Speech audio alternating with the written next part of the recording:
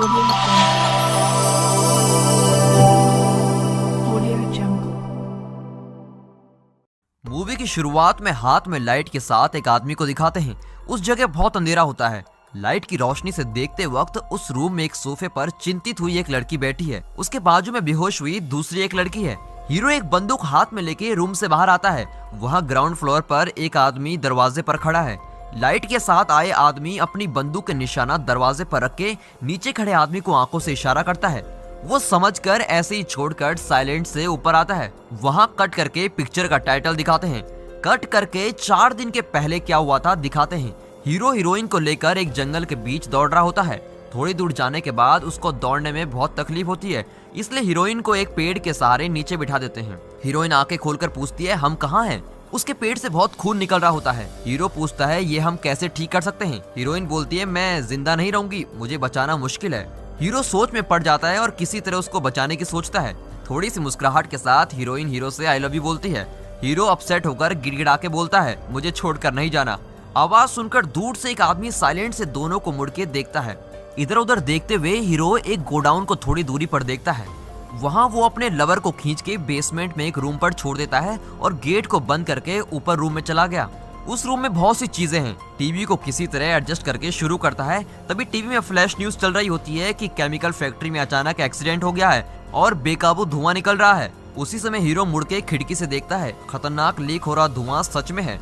उसी वक्त TV reporter उपयुक्त एरिया के एक रिपोर्टर से कनेक्ट होती है। वहाँ जो रिपोर्टर होता है उससे पूछती है, स्थिति कैसी है? जवाब देते वक्त वहाँ से रिपोर्टर बोलता है कि उसके सामने कोई आ रहा है। टीवी एंकर के पूछने पर कि वहाँ क्या हो रहा है, उसी वक्त कॉल कट जाता है। इसे देखकर हीरो समझ जाता है कि मुझे सुरक्षित रहना होगा। वो पूरे गोडाउन को ढूंढता है। वहाँ एक रूम में ढूंढते समय उसको एक टॉर्च लाइट मिलती है और एक कुल्हाड़ी भी मिलती है। उसी रूम में वो एक कबर्ड के अंदर खोलकर देखता है तो वहाँ एक स्नाइपर गन भी रखी हुई होती है। अंधेरा होने के बाद वो टीवी देखते गहरी नींद में सो जाता है।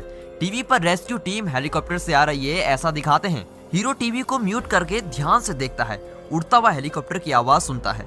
गेट खोलकर दौड़ता हुआ जाता है और हाथ हिला के मदद मांगता है, लेकिन हेलीकॉप्टर्स उसे देखे बिना चले जाते हैं।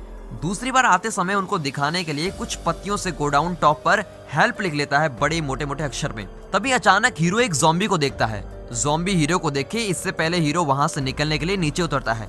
गोडाउन के अंदर पहुंचता है और गेट को बंद कर देता है, लेकिन गेट पर ताला मारना भूल जाता है। वो खिड़की को भी बंद कर देता है। इसके बाद अंधेरा होता है। बाहर पानी जोर से बरस रहा है और हीरो सो जाता है। उस समय बेसमेंट से एक आवाज आती है। वो क्या आवाज है सोचता है। देखने के लिए लाइट लेकर नीचे उतर के सब्र से जा रहा होता है। पूरा बेसमेंट अंधेरे में है। बिजली भी चमक रही होती है। वो धीरे धीरे गेट के पास जाता है। उसी वक्त उसे दिखता है कि मैंने तो गेट पर ताला ही नहीं मारा। गेट धीरे से हिलाकर देखता है तो उससे आवाज हो रही होती है। फिर वो सोचता है कि मैं इतनी बड़ी भूल कैसे कर सकता हूँ, मैंने गेट पर ताला क्यों नहीं मारा। ताला मार के वापस जाते समय एक बार फिर आवाज सुनाई देती है। तभी वो इधर उधर लाइट मार के देखता है कि कोई है कि नहीं। फिर वो अचानक जोर से एक आवाज सुनता है। तब उसे लगता है कि जरूर अंदर कुछ मुसीबत है। सब्र से स्विच के पास आकर बेसमेंट की लाइट शुरू करके तुरंत अपनी बंदूक को रेडी करता है। वहाँ कोई नहीं दिखता, लेकिन वो चिल्लाता है कि कौन है, कौन है। वो जैसे ही गेट के पास आता है तो उसको उसके लवर की डेड बॉडी दिखती है। वो बड़ा ही सेंटिमेंट हो जाता है। अचानक गेट के पास कुछ उसे आवाज दोबारा सुनाई देती है। जिस जगह से आवाज आती है वो वहाँ पहुँच जाता है, लेकिन वहाँ देखता है कि वहाँ एक मोटी बिल्ली खड़ी है। हीरो को देखकर बिल्ली म्याऊं चिल्ला के दूसरी जगह भाग जाती है। फिर वो सोचता है, क्या इस बिल्ली को देखकर मैं डर गया? मैं भी कितना बेवकूफ हूँ, और मुस्कुराने लग जाता है। फिर वो रिलैक्स से आते समय कीचड़ से आए हुए एक आदमी के पैर के निशान को जमीन पर देखता है। तभी अचानक वो एक ज़ॉम्बी को देखता है जो उसके ऊपर अटैक करने की कोशिश करता है। हीरो के हाथ से अचानक बंदूक नीचे छूट जाती है। ज़ॉम्बी उसके ऊपर बैठ के उसे चिबाने की कोशिश करता है। कोई रास्ता न मिलने पर हीरो उसके मुंह पर हाथ से वार कर देता है और उसे नीचे गिरा देता है। फिर हीरो दौड़ के सीढ़ी पर चढ़ जाता है। ज़ॉम्बी को नहीं मालूम ऊपर हीरो सीढ़ी पे खड़ा है। वो दौड़ के नीचे हीरो को ढूंढ रहा है। तभी अचानक हीरो बड़ी मुश्किल से उस पर निशान लगाता है, लेकिन उसका निशाना चूक जाता है। वो उसके बाजू में दौड़ते हुए आ रहा है, लेकिन हीरो उस पर दूसरी बार गोली मारने में कामयाब हो जाता है। तभी वो मरा हुआ ज़ॉम्बी उसके ऊपर गिर जाता है। अच्छा है हम बच गए, ऐसा सोच के ज़ॉम्बी को धक्का मार के दीवार के सहारे बैठाता है। तभी अचानक उस गोडाउन में एक टेलीफोन रिंग बजती है। उसी वक्त ही उसे मालूम पड़ता है कि वहाँ पर टेलीफोन भी है। फिर जहाँ से वो आवाज आती है वहाँ वो उसको ढूंढता है। वहाँ एक टेबल पर न्यूज़पेपर के नीचे टेलीफोन होता है। फिर वो उस टेलीफोन को अटेंड करता है। अपोजिट से सेकंड हीरो बोल रहा होता है, मैं तुम्हारे सामने हूँ, गोडाउन से बात कर रहा हूँ। गोली मारने की आवाज सुनी, क्या कुछ वहाँ गड़बड़ है? हीरो पूछता है कि मैं यहाँ हूँ, तुम्हें कैसे मालूम? तभी वो कहता है कि वहाँ पे आती लाइट की रोशनी से मालूम पड़ा और पूछता है कि वहाँ आप कितने लोग हैं। इसके उत्तर में हीरो बोलता है कि मैं यहाँ अकेला हूँ, उधर कितने लोग हैं। हीरो भी उससे पूछता है, वो बोलता है यहाँ 3 लोग हैं, लेकिन वहाँ रहना तुम्हारे लिए सेफ नहीं है, तुम भी हमें ज्वाइन कर सकते हो। हीरो भी सोचता है ये बात तो सही है और मेरा उधर जाना ही ठीक है। हीरो अपने को जो चीज सही लगे उसे लेकर बंदूक हाथ में लेके गोडाउन के पास जाता है। वहाँ एक पेड़ के नीचे अपने को छुपा कर बैठता है। उस वक्त सेकंड हीरो गोडाउन का दरवाजा खोलता है। हीरो उसे देखकर दौड़ के गोडाउन के अंदर जल्दी से पहुंचता है। उसके आने के बाद सेकंड हीरो गोडाउन का दरवाजा टाइट से बंद कर देता है। हीरो और सेकंड हीरो दोनों अपने आप को इंट्रोड्यूस कराते हैं। इसके बाद सेकंड हीरो उसको बेसमेंट पर ले जाता है। उस गोडाउन को देखकर हीरो आश्चर्य हो जाता है। इसे देखकर सेकंड हीरो बोलता है, यहाँ दरवाजा और खिड़की कुछ नहीं है, लेकिन एक ही मेन डोर है, इसलिए ये जगह बिल्कुल सेफ है। अंदर एक जनरेटर है जो हमारी पावर सप्लाई में मदद करेगा। ऐसे ही वो बात कर रहे होते हैं कि सेकंड हीरो की पत्नी वहाँ आती है और हीरो को ग्रीट करती है और उसको कुछ पूछती है कि आप कुछ खाने पीने के लिए लोगे। उसके जाने के बाद हीरो दूसरे रूम को देखता है। फिर सेकंड हीरो उससे बोलता है कि छत में जाने का रास्ता है, वहाँ जाने के लिए यही एक रास्ता है। हीरो को ऊपर लेके वहाँ देखने के बाद दोनों बात करते रहते हैं। वहाँ पर कुछ खिड़कियाँ हैं। ऐसे बात करते समय नीचे बेसमेंट में हीरोइन हेडसेट डाल के लेटी भी होती है। वो कौन है, हीरो उससे पूछता है। दूसरा हीरो कहता है वो एक अनोखी लड़की है, वो भी तुम्हारे जैसे हमसे ज्वाइन हुई है। वो किसी के साथ बात नहीं करती है, कभी भी बात नहीं करती, जरूरत हो तो थोड़ी बहुत बात कर लेती है। पहले हम भी समझे कि वो एक ज़ॉम्बी है, उसी तरह वो बिहेव करती है और उसका मूड भी वैसे ही रहता है। उसी समय सेकंड हीरो की पत्नी वहाँ आती है और कहती है कि खाना तैयार है। हीरो ने बहुत दिनों से खाना नहीं खाया होता, इसलिए वो जमकर खाना खाता है। उसके खाने के बाद सेकंड हीरो उससे बोलता है, तुम सो जाओ, रेस्ट करो, बाकी सब बात हम सुबह करेंगे। ऐसे ही बात करके सेकंड हीरो अपनी पत्नी के साथ रूम पे चला जाता है। हीरो हीरोइन के साथ बेसमेंट में सेफ्टी के साथ सोना चाहता है, इसलिए वो उसको हाई बोलता है, लेकिन वो उसे देखकर मुड़ जाती है। हीरो अपसेट हो जाता है। उसके बाद वो भी लेट के सो रहा होता है। उसी समय फ्लैशबैक में एक सपना दिखाया जाता है। उसमें हीरो टिप टॉप ड्रेस करके ऑफिस जाने के लिए बिल्कुल तैयार है। उस समय उसकी लवर आकर बोलती है, हम दोनों के लव को आज 1 साल पूरा हो गया, इसलिए आपको एक सरप्राइज देना चाहती हूँ। इसके लिए वो बोला, मुझे ऑफिस जाने के लिए बहुत देर हुई है, जल्दी लेके आना। वो उसको एक चेन प्रेजेंट करती है, उसमें $1 है। उसे ओपन करके देखा तो उसमें एक अलार्म वाली घड़ी रहती है। वो कहती है, बचपन से मुझे ये पसंद है, बहुत बहुत धन्यवाद। ऐसा बोलने के बाद हीरो बोलता है, तुम जाके टेबल को खोल कर देखो। वो भाग के वहाँ जाके टेबल को खोलती है और उसमें एक गिफ्ट पैक को देखती है। हीरो कहता है कि मुझे भी तुम्हें कुछ सरप्राइज देना था, इसलिए खरीद के रखा था, लेकिन तुम शाम को मेरे आने तक उसे मत खोलना। ऐसा बोल के वो बाहर चले जाता है। वहाँ एक न्यूज़पेपर पड़ा हुआ होता है, उसे हाथ में लेके ओपन करते देखते समय वहाँ केमिकल फैक्ट्री से बहुत धुआं आ रहा है। हीरो के देखते समय थोड़ी दूरी पर एक औरत भी उस धुएं को देख रही होती है। ऐसा सोचते समय सायरन की आवाज आती है। उसे सुनने के बाद औरत उसकी ओर देखती है, तब उसको समझ आ जाता है कि वो एक ज़ॉम्बी बन गई है। फ्लैशबैक के बाद हीरो आंख खोलता है तो सामने हीरोइन सो रही होती है। वो उठ के ऊपर चला जाता है।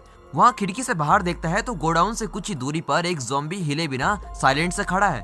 उसी समय सेकंड हीरो दरवाजा खोलकर अंदर आता है। आवाज सुनकर हीरो घबरा के पीछे देखता है, तभी सेकंड हीरो उसको दारू पीने के लिए बोलता है। ऐसे ही दारू पीते समय सेकंड हीरो बोलता है कि गोडाउन के आजू बाजू में कुल के 7 ज़ॉम्बी हैं। वो सब लोगों को ना देखने तक साइलेंट ही रहते हैं। हीरो से पूछता है कि आप लोग यहाँ कैसे पहुँचे।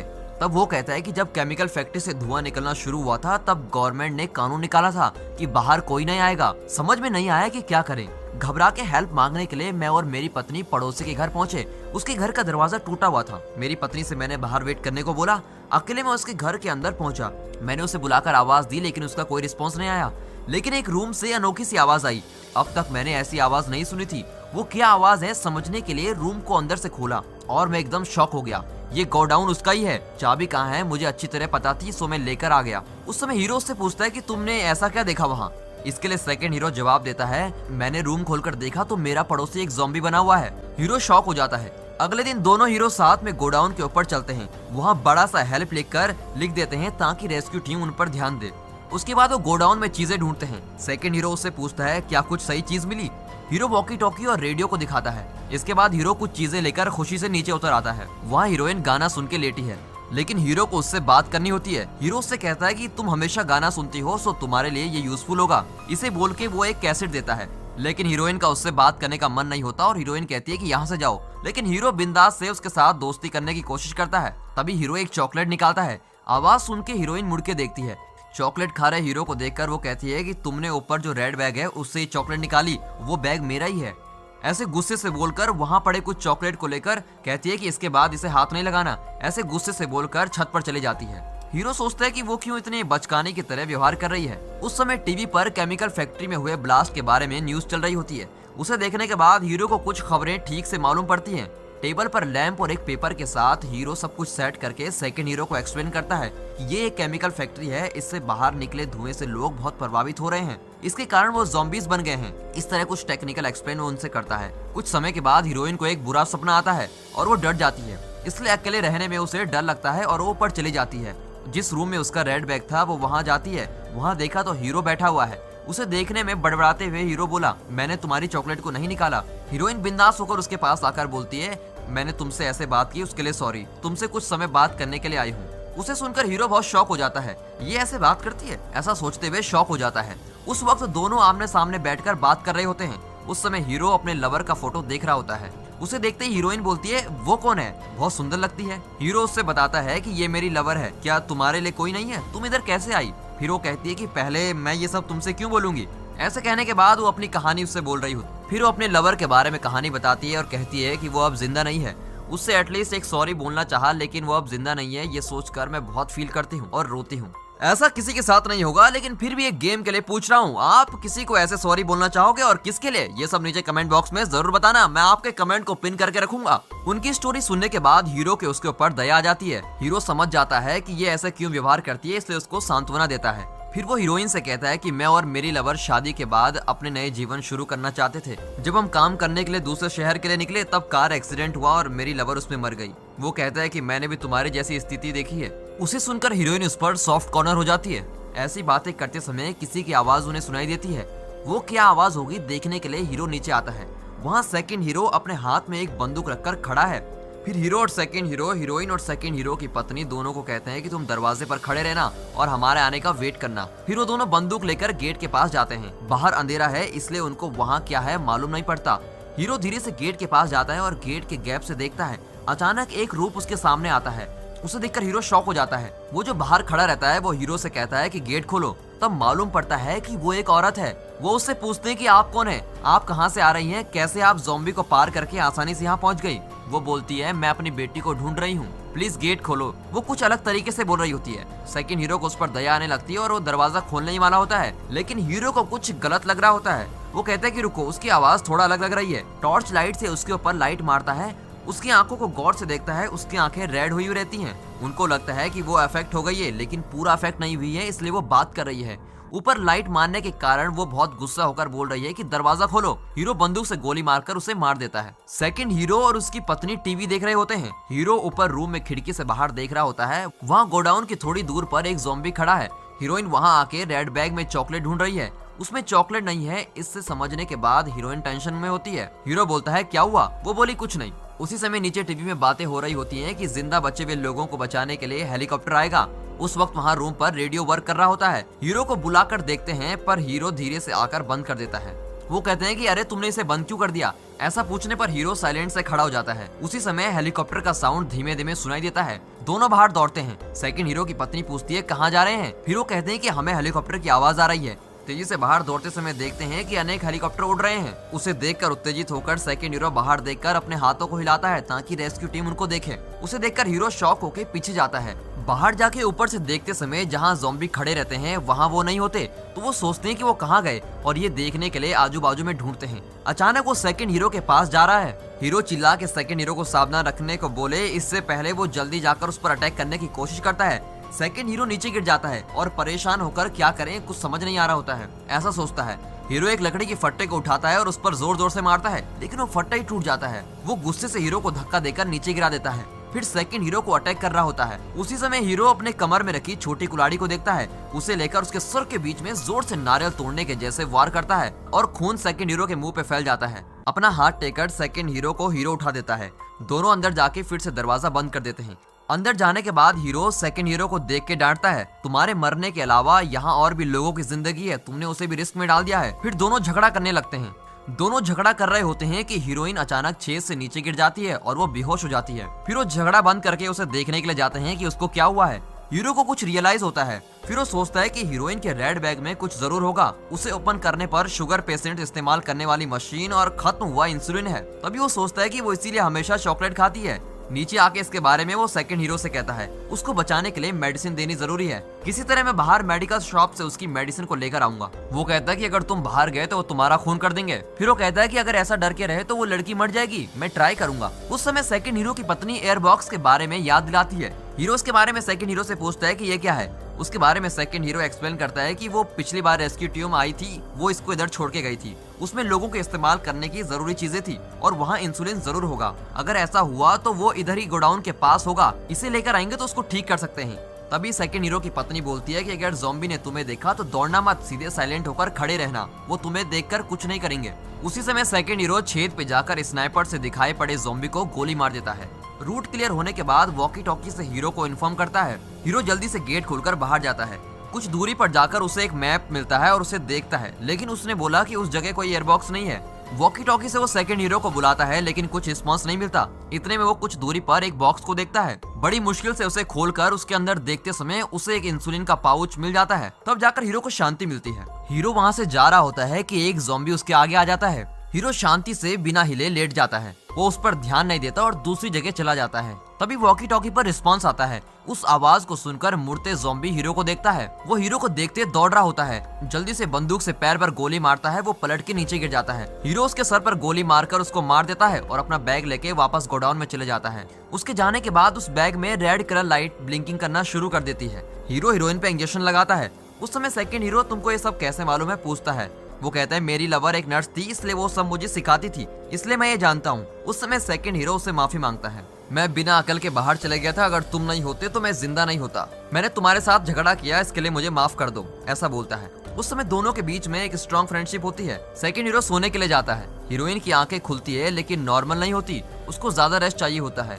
हीरो उसके पास बैठकर थोड़ी देर तक बात करता है और बाथरूम जाने के लिए लाइट लेके जाता है। उस समय उसे कुछ आवाज सुनाई देती है। उसे डाउट होता है पर वो टॉर्च से इधर उधर मार के देखता है, लेकिन वहाँ कुछ नहीं होता। वापस जाते समय वहाँ एक सीवेज का ढक्कन खुला हुआ होता है और उससे कोई ऐसा लगता है बाहर आया हुआ है और वहाँ पैर के निशान भी होते हैं। ये सब हीरो नोटिस करता है। उसी वक्त जहाँ पर सेकंड हीरो सो रहा होता है वो ज़ॉम्बी वहाँ चले जाता है। सेकंड हीरो उस ज़ॉम्बी को देखकर हीरो समझता है और उसका नाम लेके बुलाता है। जैसे ही उसका नाम लेता है वो दौड़कर उसके ऊपर अटैक करने की कोशिश करता है। उसके साथ लड़ाई करते समय हीरो उसे धक्का मार के नीचे गिरा देता है। तभी वो अंदर जाके जल्दी से दरवाजा बंद कर देते हैं। फ्लैशबैक खत्म होने के बाद अब सीन कंटिन्यू होता है।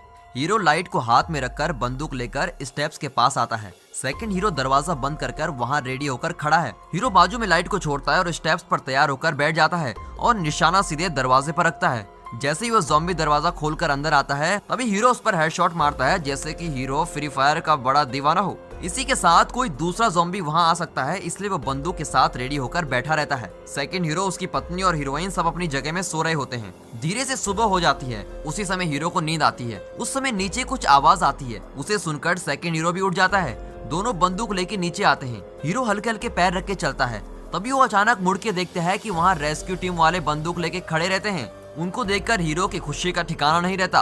वो उससे कुछ सवाल जवाब पूछते हैं। उसके बाद हीरो उनसे हाय बोलता है। अगले सीन को हीरो को स्ट्रेचर पर रखकर दिखाते हैं। बाद में जागते समय हीरो एक रूम पर बैठा है। आईने के पीछे एक डॉक्टर है, वो उससे बात कर रहा होता है। हीरो के हाथ बंधे हुए हैं। क्या तुम अफेक्ट हो गए हो? इसलिए मालूम पड़ने के लिए कुछ टेस्ट हमने किया है, लेकिन कोई तकलीफ नहीं है। केमिकल कंपनी ब्लास्ट हो गई, इसलिए लोग इतना तकलीफ में हैं, लेकिन तुम अफेक्ट नहीं हुए। वो उससे कहते हैं कि जब तुमने एयरबैग को खोला उसी समय ट्रैकर शुरू हो गया। तुम्हारी हिम्मत की वजह से ये सब हुआ है। ट्रैकर शुरू होने के बाद रेस्क्यू टीम वहाँ आई। हीरो उनसे कहता है कि मेरे फ्रेंड्स कहाँ हैं। उसके हाथ खोलकर सोल्जर्स उसे लेके जाते हैं। वहाँ टेस्ट के बाद सेकंड हीरो और उसकी पत्नी आ रहे हैं। कट करा के हीरोइन को दिखाते हैं। उसकी स्पेशल ट्रीटमेंट चल रही होती है। बेहोशी से आंखें खोलकर धीरे से बेड से उठ के खिड़की से देखती है। वहाँ शहर में बच गए कुछ लोग वो सोल्जर्स के साथ नॉर्मल मन से हंसते खेलते रहते हैं। आखिरी सीन में हीरो का हीरोइन से मिलन हो जाता है। यहाँ पर पिक्चर खत्म होती है। और पिक्चर कैसी है ये जरूर बताना कमेंट बॉक्स में। Thanks for watching.